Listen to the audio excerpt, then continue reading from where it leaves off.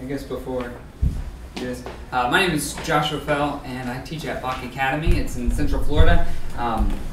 We serve a rural population, a high needs Title I school. It's a great mix of different families and different situations, and it's an interesting place to work. I always said I'd never teach middle school and I'd never teach science, and that's exactly where it went. So it's fun, and it's been outstanding.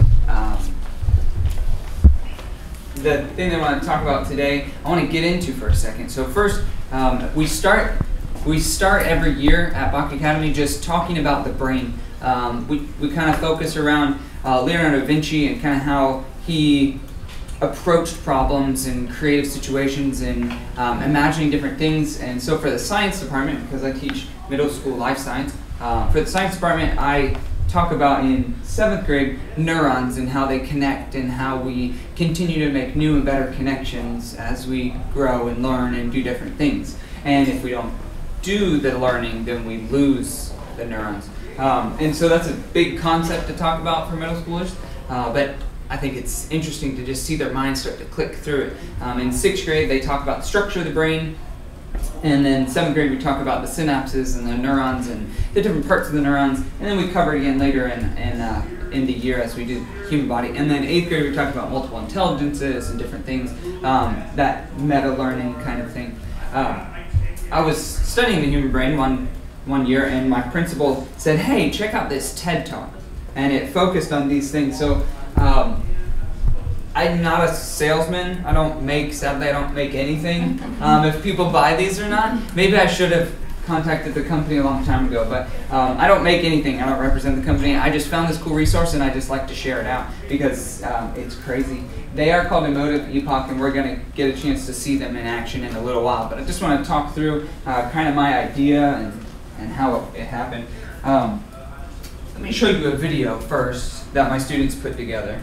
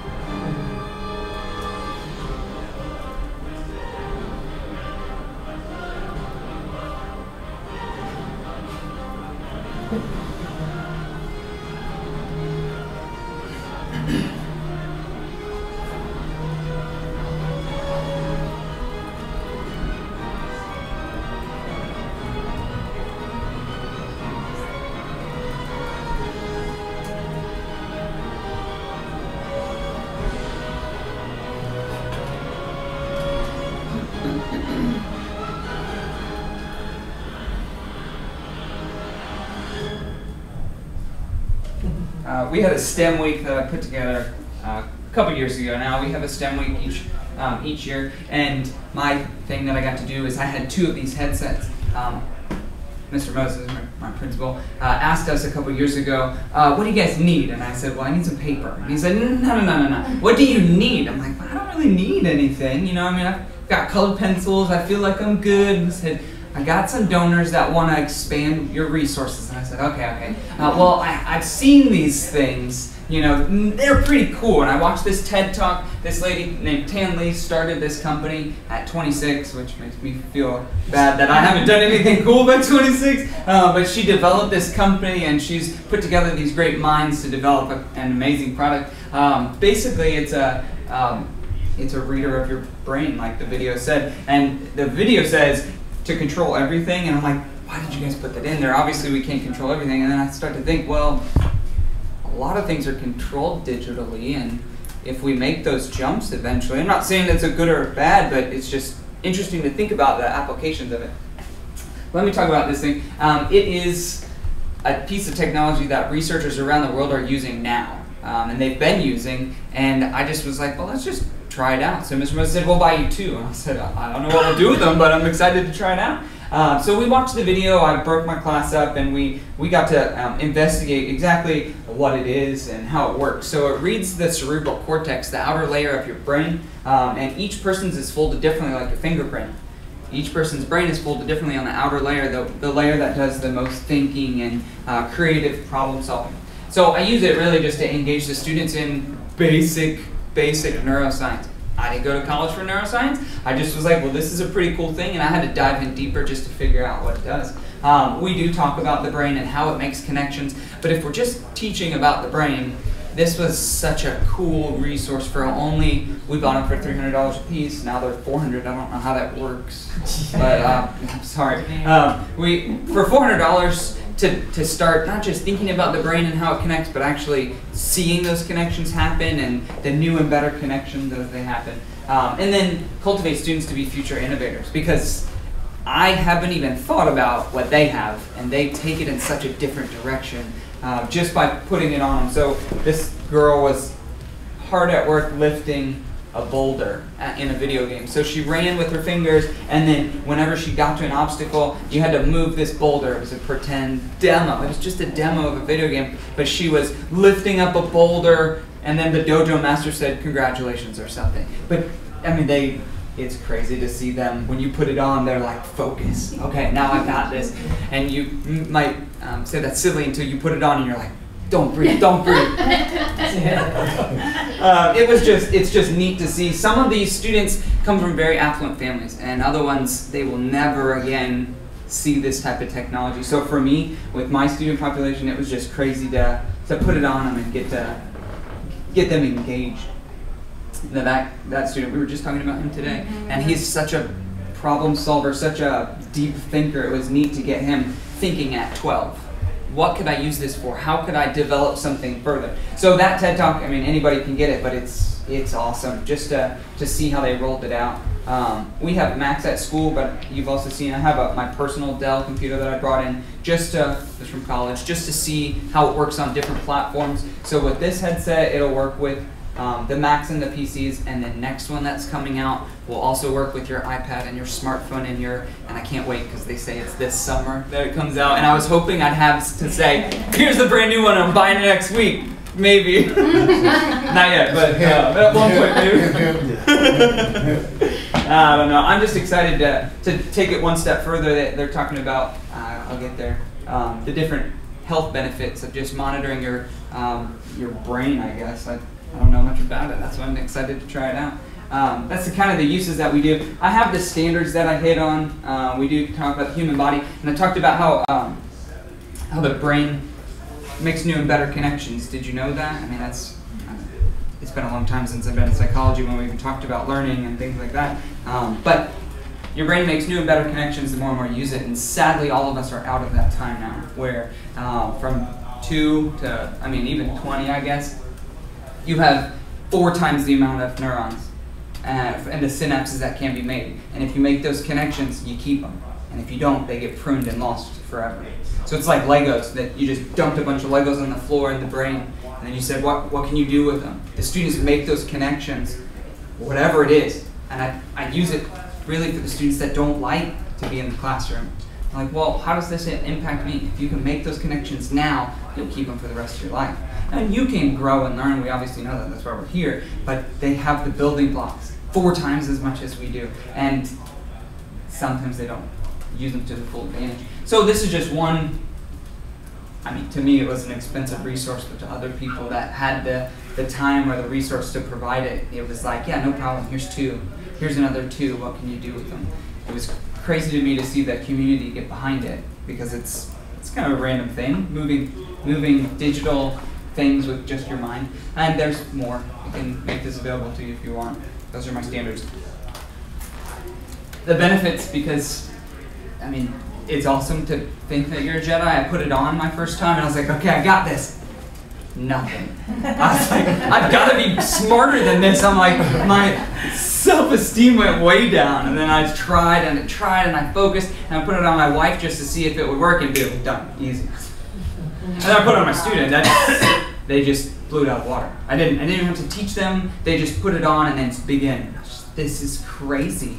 That it's a cutting-edge technology that researchers in the field are writing and making and adding new things to it, and the students at 12 and 13 and 4. I had a 4-year-old put it on one time at an event that we had. It was a charter-wide event, and I just brought it out, and I had so many young students just like, wow, what's this? I'm gonna put it on and try it out. It looks kind of crazy. I mean, it doesn't look, Alicia walked around. So, I mean, you look like you're from Star Trek, I guess, or Star Wars, you're walking around. But they're not afraid of it. They'll put it on and they'll see, and it's just the awe and the excitement that pops up is pretty crazy. One thing, for me, implementing it in my classroom, it gets a little overwhelming when I have 4 of them going at once. So I'll train one student, and they're an expert. So this student helped everyone else. She put it on and she tried it out, but then she knew how it went. She knew what needed to happen in order for it to work, and then they could do it on their own.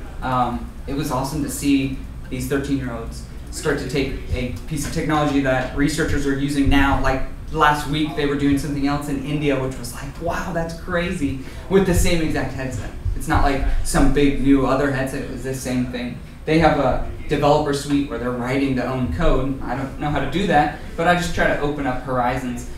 Students that wouldn't normally engage in class to their full extent, they get it on and it's like that's their thing. And that was a nice example. Yes, Mr. Fell, I think, from an educator standpoint, for those kids that say they can't do something, well, when you give them this device and you're doing it, that's your carrot for them to say, you know what, you're doing something amazing that scientists do. Now you've shown us that you have the brain capacity. Now there's nothing we can put in front of you that you can't accomplish. It's especially with those students that are just have that self-esteem issue or not that support at home. Say, you literally moved things just with the power of your mind. You've got it. Now let's use it. Have you used this with special needs? I was going to get to it in a second. I have some that are mainstream with special needs, and then we've talked about some things that we could be doing with it, but I have something that I want to show you in a few minutes. Like I said, the wow factor. This has been out for a while, but still I'll put it on people and this is crazy. The new one looks cooler, it's white, it doesn't need as many sensors, and I'm just like, this is gonna be awesome because it'll link to my smartphone or my iPad, and we'll just get to see the different parts of the brain that are firing when I think about this. Or he's more engaged when he puts it on and we go this method. Again, that's not my specialty, but I just like to see what if. Because when I get students asking, how, why, what if? Yeah, I mean, I'm not going to tell you how to design the next thing. You need to come up with it on your own. So when I roll these out, here's a piece of technology, let's see what they do. I know what they do because I've done some research, but they haven't, not yet. So then I'll put it on them and they'll just try it out. And then I'll give them an assignment where they have to do some research and just kind of see what the current trends are with it. Because developers, like I said, are using it. The first couple weeks that I had it, Fox News came out and like with their giant cameras and was like, we're going to interview you. And the only thing they got me saying was, I feel like Luke Skywalker. I said so many cool, intelligent, I'm a doctoral student, man. I was like, yes, and this, and this, and this. You feel like Luke Skywalker. And that's what it was shown on the news. I'm like, Mom, you got to check this out. Yeah, okay.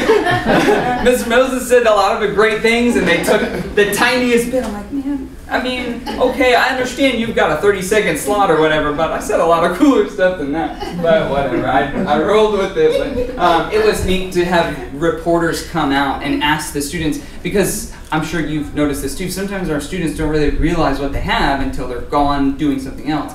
And those students were like, man, apparently this is a big deal. I don't know of another school that's using them. And then as I dove deeper, I did find some other things that students were doing. Things that I want to hit on when I do this is just to give exposure. I'm not an expert in it, and I don't expect my students to become an expert, but I do want to get them thinking how and why. What if we use this to fill in the blank? Because I've had students say, Mr. Fell, do you think you could make music with this? I don't know. So do a little Google, and sure enough, we'll see a video in a second. People are using the headset, just the headset, to make music. I don't know music, and I don't know that much about technology, but for someone to put it on, that's crazy. Or, Mr. Fell, do you think you could like paint with it, like in a paint program? Yeah, wouldn't that be cool? And sure enough, not just move the cursor with my head, but my emotion determines the color palette, and then my determination, and it's like, what? Because this tracks your engagement and your emotions and your facial expressions, and it's a crazy piece of technology that I just stumbled upon. So it was crazy. I don't want them to explain to me like how we make new and better connections and why it's important for learning. And it's just one way, $400, and the new one will only be $300. So if you really are thinking about it, I have a picture of the new one later. This student doing some research was in the Blue Room with President Obama using the same headset. He developed a bionic arm that would move and do things just with the headset. The same headset that I have. He's a high school student from Texas, but it was crazy just to see President Obama give his time up for a project like this. And there were some other ones, but I mean, I was a little partial to this one.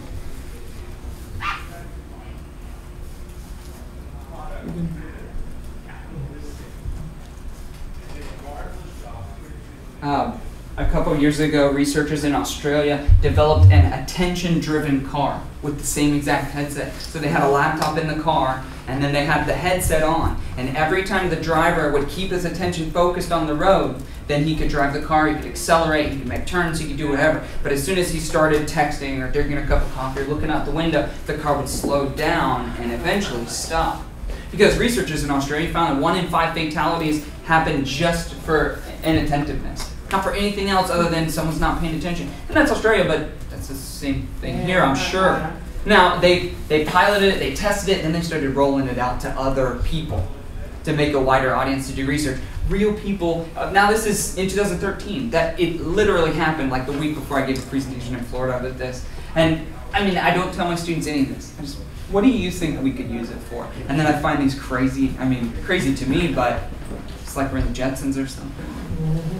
I found this one on YouTube. Was a guy was using this robot. You can buy this robot at Target or Walmart. It's probably like $60 or $80, but he's using just his head to walk that robot and to make turns.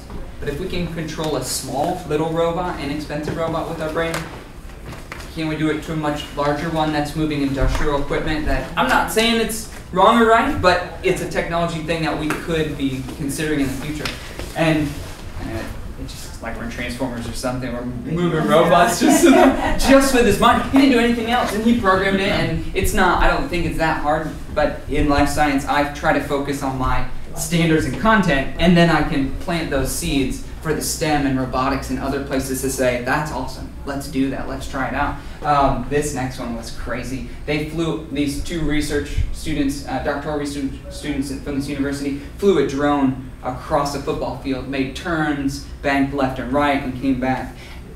Before that, before I even heard about that, I had a college professor come in my room and say, I just got a grant from the federal government that I'm going to be doing research with unmanned drones and neuro headsets. It wasn't the same headset, but if it's happening at the university and it's happening in the military, then I can try to do it in my classroom just a little bit. So we have some drones. We just got some new drones at school, and we have an innovation station or innovation lab or room, we're going to have to be calling it, that have different things. But I'd love to see students say, well, what if? And then start to have the tools to try it out. And again, I have middle school students that I just want to plant the seed. I'm not expecting the coolest thing, but as we've already heard, they're ready, they're able, and I can't limit them by what I think they can or can't do. This student at 13, in 2013, won the Florida STEM, I don't even know, fair, I guess it is what they call it, Fair of Florida. State Science and Engineering Fair of Florida. She won it because her mom has a debilitating disease that she can no longer walk, or she will no longer be able to walk. So the daughter decided, I'm going to look up this resource and choose the same exact headset to drive a robot from one side of the room to the other. And that's a big deal for a 13-year-old to program and to do all that stuff. But if she can do it, why can't my students? And I'm like, man, I should have been, I've had these in my classroom already. Why haven't I been? And I've been hitting my standards, but playing the dream. But I'd love to see them start creating, because that was big news. It was crazy to hear, and she was able to talk about it and, you know, give her reasoning and her explanation of how it works. This one I'd really like to watch. I'm hoping that it'll pull up pretty quick.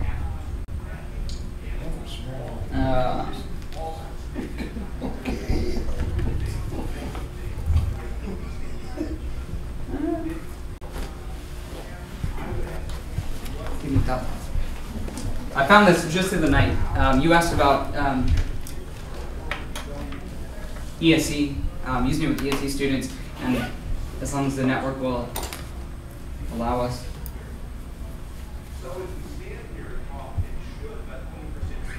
No. Why wouldn't it be playing now?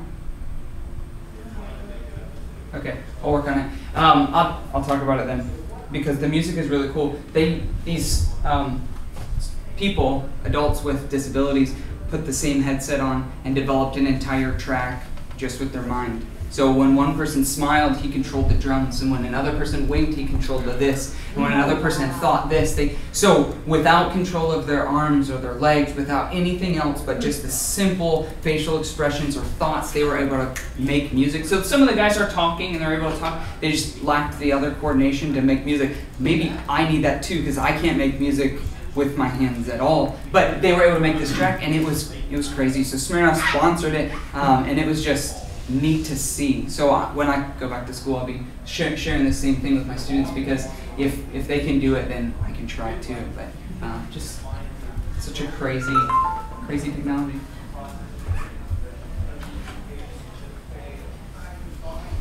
I talk a lot, but I want you guys to put them on. That's kind of why you came. My hope is to try it out yourself. I want to end with this last little thing is, if you're a teacher, then ask if really what you want to do. I was scared to ask because I was like, that's way too expensive for me on my little budget. But ask if it's something that you think you can use, especially in your robotics or your STEM program, but even in your life science classrooms, then ask, or your biology, or just to have. Ask. And then play with it yourself, because it's the day I got it in, I was like, oh, and I took it home and I tried it out. I put it on myself, I put it on my wife, my brother was over, I put it on him and some friends, just so that we can get the experience. Like, you know, if you're implementing new technology, you don't just want to roll it out, you want to actually know a little bit about it. It made me feel way better going into the classroom, because, truth be told, I put it on the next day, I'm like, all right guys, watch this. Nothing. Okay, but you get the idea, and I turn around to my students, and then it's doing something. I'm like, man, that's interesting. When I'm thinking about the clock, then it's going, or when I'm not thinking about the clock, but when I'm talking about the clock. So again, those neurons are firing somehow, and it's interesting, the pathway, because I have to think that same thought to make that something do something else. Teachers do need to be a little tech savvy. Not a lot, but excited to try, I guess is what you would say. I think it's awesome, and like I said, I thought I was going to be Luke Skywalker, and I'm not, and I've come to terms with it, but it's okay. I think it increases authentic student engagement, because they want to know how and why and what's going to happen if I do this, and then we can talk about, well, you know, your neurons do this, and how can we apply this to fill the blank. Mr. Fell, do you think 8th graders, the students that you saw there, were just moved on to high school this year, and I remember their same questions of, I'm going to try to do it and integrate it with the hoverboard I'm going to create. And that's great. Yeah, you should try it. I haven't seen the hoverboard yet, but I'm not saying he can't do it, because he could. He was smart enough, and I think he has the tools. Be brave and ask. Expand those horizons for your students, because like I said, I've never heard, never met, never talked with another teacher to try it out. And it just happened because I was like, well, colored pencils would be nice, some paper would be nice. No, let's get something big. I use it to hit some standards. I don't feel like I'm gonna integrate it in every single aspect of my curriculum, but if you have a maker station or if you have an innovation lab, then why not stock 1 or 2 of them and try it out? Like I said, I use it with my Mac, and then I also bring the PC just to see how it works. And that's the next one, which is like, it looks cool. It only has 4 sensors, and it still does what this one does. I mean, I haven't tried it out, but I'm excited to see what it can do, because, you know, all the hype is where you'll put it with your smartphone and you'll see your brain as you're exercising. You'll see what parts are. That's crazy. I mean, for phys ed or for anatomy and physiology or for biology, that would be crazy. For my students, I just talk about the connections and what it could be, what they could do. I'd like you to try. You're brave enough to try it out. Questions? Do you know when the new one? I'm sorry? Do you know when the new one's going to be released? The last time I checked, like last night, it said, stay tuned 2015 summer. So I mean, like, that's now, right? This is summer now. Where's my new headset? I went on their Kickstarter, and I was like, a year or 2 ago, and I was like, this is awesome. And so I'm anxiously waiting just to see, because I don't, you know, these are great. And if you guys want to rush out and buy them, go for it. Because I bet your students would do great things with this. I'd also like to see what the other one is, because, you know, it's a new one. It might have different features, and and it's white and pretty. So, is there someone brave? Yes, or questions? So it'll work with both. The newer one works with the laptops and an iPad. That's when I'm sorry. That's the website. It's just emotiv.com/insight. It's called Emotiv Insight. This one is called Emotiv EPOC. So if you're going to research it, Emotiv Insight is the one you're looking for, or EPOC. And it says it is supported by iOS and by OS X and That's Windows. the new one or the old? The new one, the white one, is supported on the mobile devices as well. The one that we have, though, is supported by Mac and PC. And it said on their website, some tablets. I don't know what those some tablets are. I have an iPad and it doesn't work with that one. So it's just neat technology that I was like, man, this is pretty cool. And I tried it out. Any other questions, or you guys want to dive in and see how it works? Well, I just wanted to share one thing. I tweeted out this, been tweeting, and people I've never heard of picked up on it. Neurosurgeons are favoring it. So wow, it's a big trend. I'm in a doctoral program now, and I wrote some stuff on it just as an emerging technology. As BCI, or brain-computer interface, is a big field, and this is one part of it. But the cool part about this that I don't really talk about is it has 14 sensors. And that's it. So especially for a classroom or an event, I'm able to put it on one person, let them play with it for a few minutes, take it off, put it on the next. Medical EEGs take a long time to put on. Sometimes you have to do light abrasions to really get into it. And you can watch the TED Talk. She'll talk more about the technology behind it, but it's quick and easy. And very simple physical science is, all it needs to make is an electrical connection with your scalp. So it doesn't hurt, you just put it on and you go. So We have a great scalp for yeah, you just can. for a demo. Oh, I'm ready for somebody to try we it have out. one in the back as well. They always pick on us, man. Yeah, my son is too, so we're not good. But seriously, we'd love for you to try. We have 3 available, so everybody will get a chance to do so. Josh is the expert at putting them on.